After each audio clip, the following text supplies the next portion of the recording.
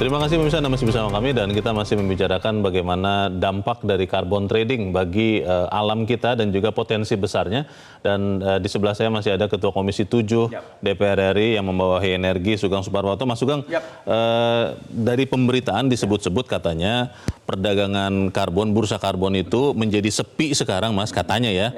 Karena pemerintah terlalu mengatur, terlalu masuk. Ini kan sebenarnya toh bisnisnya kan ada di Indonesia juga, hutannya ataupun karbonnya ada di Indonesia. Dibebaskan sajalah supaya kemudian kompetisi ini membuat bursanya pun semakin ramai. Bagaimana Mas? Iya, salah satu hal yang kita khawatirkan dan itu bisa terjadi adalah menyangkut tentang integritas kita sebagai bangsa ya. Bahwa termasuk nanti adalah, mohon maaf, penguasaan kewilayahan kita bisa menjadi sumir kalau semua didekati dengan B2B, di mana nanti gini contohnya, satu korporasi besar misalnya bisa membeli karbon di suatu kawasan hutan luasan sekian, karena memang korporasi besar itu punya kewajiban mengofset karbon karena dia memproduksi karbon yang tinggi sekali. Contohnya apa? Contohnya operator-operator di bidang migas. Itu yang mereka akan siap membeli, mengofset kewajiban mereka di karbon. Tetapi Indonesia sendiri itu punya kewajiban menurunkan karbon juga. Kalau tadi kawasan hutan kita yang tadi disebut misalnya dibiayai oleh APBN, betul ada sentuhan swasta yang misalnya mendapatkan izin konsesi dan memelihara hutan itu, tapi lantas sepenuhnya dijual itu, kita karbonnya itu tetap menjadi milik yang membeli. Indonesia tetap berkewajiban menyiapkan atau emisi untuk menekan emisi lagi gitu, meskipun hutannya ada di Indonesia, ketika diperjualbelikan oleh ya katakanlah di luar kontrol negara, di luar kontrol pemerintah, inilah yang nantinya menjadi satu, negara tidak punya dapat apa-apa secara ekonomi. Kedua, ya kontrol negara terhadap hutan tersebut sama sekali juga tidak bisa mekanisme perdagangan karbon antara bisnis ke bisnis ini, Mas Sugeng, tetap diawasi pemerintah, tapi yang melakukan ya bisnis sendiri. Oh pasti, ya bahwa tidak menutup kemungkinan itu. Intinya adalah bahwa negara atau pemerintah dalam hal ini tetap mengontrol mekanisme tersebut. Satu, karena apa? Kemanfaatan entah itu karbon, entah itu sumber daya alam yang lain, itu adalah harus untuk sebenarnya kemakmuran rakyat. Disinilah negara yang mengatur, di mana ada entah itu PNBP atau pendapatan negara bukan pajak, atau juga berupa pajak, ada juga pendapatan masyarakat di sekitar situ yang juga harus menikmati hutan tersebut, karena pada dasarnya hutan harus juga bisa memberi manfaat kepada lingkungan masyarakat tersebut. Tidak semata-mata karbonnya itu ansih saja yang lantas itu terus dipertahankan, fungsi hanya penyedia karbon tok, padahal hutan juga bisa memiliki fungsi sosial ekonomi yang lain tanpa mengorbankan nilai karbonnya atau kemampuan daya serap menyerap karbon tersebut. Inilah yang tidak atau belum match ya, bahwa antar pihak atau pelaku usaha dengan yang mau mengofset karbon tersebut dengan pemerintah Indonesia misalnya yang menginginkan bahwa mekanisme perdagangan karbon harus menguntungkan seluruh stakeholder, yakni pemerintah, ya masyarakat di sekitarnya, dan termasuk juga yang akan mengofset atau yang akan punya kewajiban menggantikan apa yang karbon dia keluarkan dengan membeli karbon yang kemampuan kita menyerap karbon. Jadi memang harus hutan. Negara tetap kendalikan. Tetap harus dikendalikan oleh negara. Tidak bisa dilepas dengan pasar bebas begitu saja. Ada beberapa contoh mekanisme kontrol kita tidak bisa. Lantas kalau terjadi apa-apa, kita kalau lantas apalagi namanya pasar bebas tadi berupa aturan. Nanti begitu pemerintah menyentuh atau mentouch itu karena situasi yang lain, misalnya situasi sosial ekonomi yang lain, maka bisa-bisa malah kita justru negara yang bisa disu di level tertentu. Karena apa? Karena tadi kalau apalagi sudah menjadi mekanisme yang baku, di mana pelaku usaha bisa secara bebas itu sedemikian rupa mengofset atau karbon tersebut, trading karbon tersebut. Mas Agus, ada yang mengusulkan bahwa supaya bursa karbon atau carbon trading ini semakin ramai, jangan negara yang masuk, tapi juga bukan business to business, tapi BUMN yang menjadi leader sebagai penggerak begitu, baik di bursanya maupun di perdagangannya. Kalau menurut Anda seperti apa, Mas Agus? Gini, ini kan perdagangan karbon tuh ibaratnya perdagangan virtual lah ya. Yang perdagangan yang diurus oleh BUMN sendiri kan juga tidak berhasil baik gitu. Nah, kembali lagi saya ulangi bahwa ini hak konstitusi masyarakat menjadi lebih besar. Apa yang dituangkan dalam Perpres 98 2021 itu sudah jelas bahwa masyarakat harus mendapatkan keuntungan. Karena kan dari yang berjalan saja sudah ada offset perdagangan karbon itu dari Norway misalnya, dari mana, dan itu akan ditampung di Badan Dana Lingkungan Hidup yang kemudian juga itu mendistribusikan kepada masyarakat, NGO lah, pemerintah daerah, dan seterusnya. Nah, jadi sekali lagi pemerintah harus tetap mengawasi. Jadi yang mau dagang silakan mendaftar, kemudian data-datanya lengkap, nanti kita monitor. Jadi transparansi di sini harus jelas gitu ya. Karena kalau tidak, kasus-kasus misalnya kayu, sawit, nikel dan sebagainya akan berulang. Masyarakat kan tidak dapat banyak itu. Yang dapat banyak kan oligarki yang memang mengurusi itu dari swasta ke swasta. Tapi at the end itu akan kembali lagi APBN harus membiayai atas kerusakan alam. Nah, di sini dalam perdagangan karbon itu jelas ini hak konstitusional harus diperdagang. Siapa yang ini dia melanggar konstitusi, meskipun sekarang kan konstitusi juga dilanggar. Anyway, kita tetap harus stick pada yang sudah diatur, persiapkan dulu, gunakan, jangan baru buru-buru dirubah, orang belum jalan kok. Ini kan tata kelola kita gulirkan di mana-mana. Tata kelola yang baik, governance, tata kelola begini, tapi dilanggar. Jadi ini yang perlu saya tekankan dari sisi kebijakan. Jalankan itu yang ada, nanti apa yang ada itu dilakukan. Toh negara bertanggung jawab kalau ada apa-apa.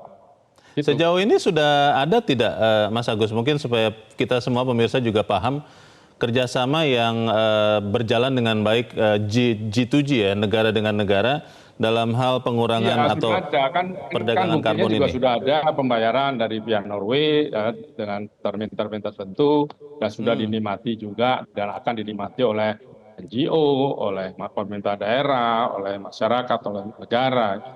Yang penting adalah itu negara tahu berapa sih yang keluar, berapa yang masuk, supaya tidak ada double counting hitungan, karena ini sangat rawan fraud gitu ya.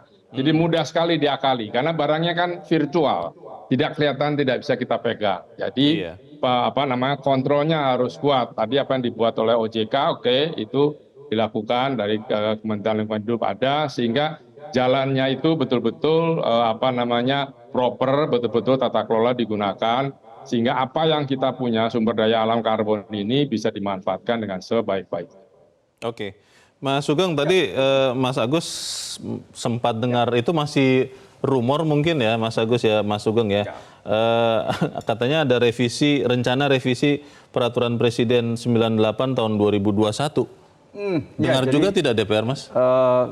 Kita mendengar itu bahwa ada sebuah kementerian bahkan yang mau mengusulkan. Sebut saja adalah Marinvest ya, Pak Luhut sempat melontarkan untuk direvisi menuju yang lebih bebas lah katakanlah. Nah itulah yang sekarang sebagaimana tadi disampaikan.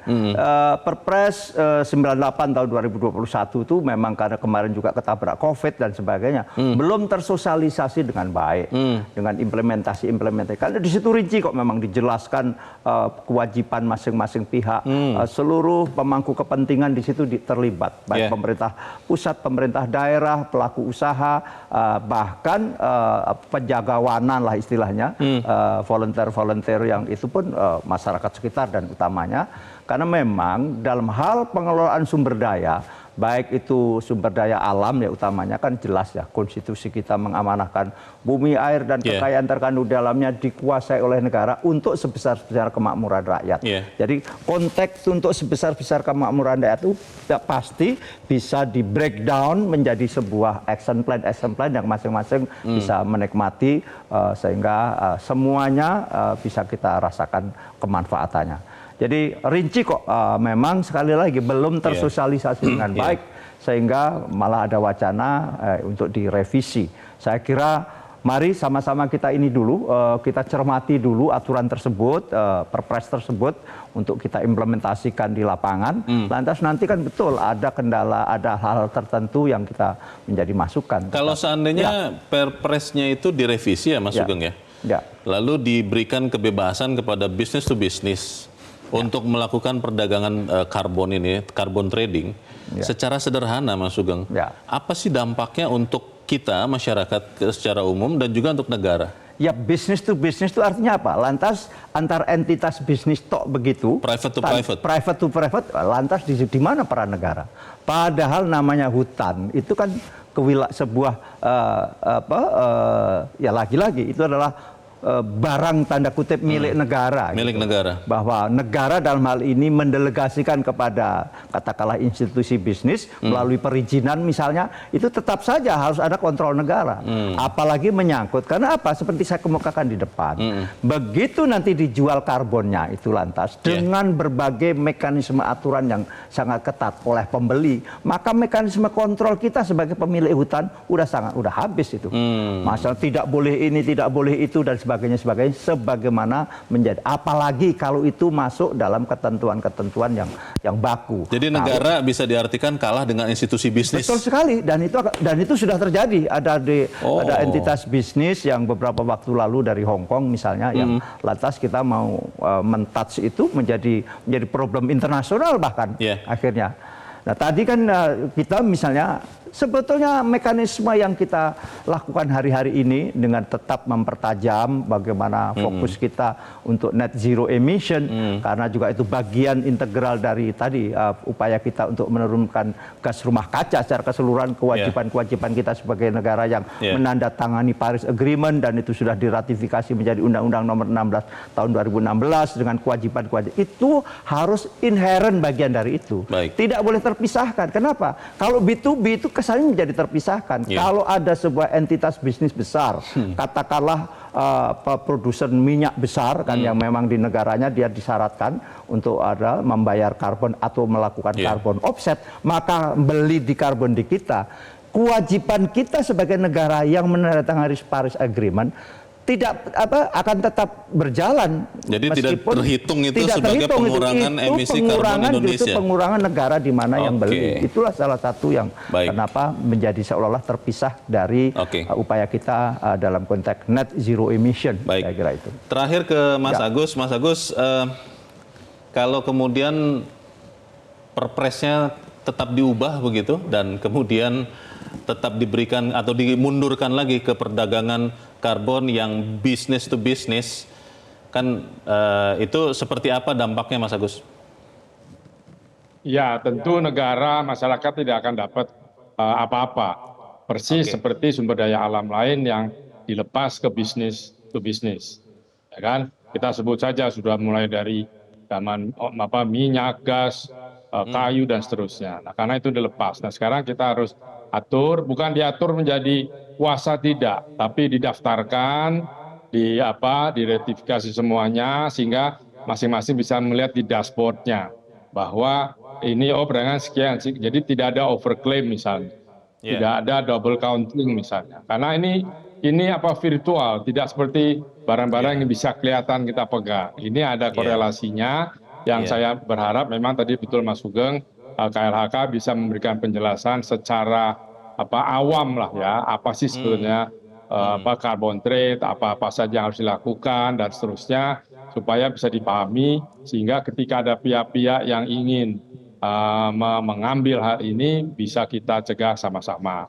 Karena jangan lupa banyak entiti di luar sana itu bisa saja nantinya bertindak seperti VOC zaman Belanda dulu. Jadi mengambil semuanya, kita dapatnya nggak jelas berapa. Jadi sekali lagi itu perpresnya yang harus kita jalankan. Insya Allah kalau itu dijalankan, kita terus bahwa itu pengelolaan sumber daya alam, kita akan makmur sama-sama karena memang kapasitasnya besar. Ya, kita butuh banyak anggaran tahun-tahun depan, termasuk untuk makan gratis, sekolah gratis dan sebagainya. Jangan sampai itu menjadi bagian dari perayahan kalau kita bilang dari karbon ini. Itu saja. Kita harap rakyat tetap berdaulat atas negaranya. Terima kasih pakar kebijakan publik Agus Pambagio sudah mencerahkan kami. Selamat malam Mas Agus, dan juga Ketua Komisi 7 DPR RI Mas Sugeng Suparwoto. Terima kasih Mas Sugeng. Selamat malam. Jelajahi cara baru mendapatkan informasi. Download Metro TV Extend sekarang.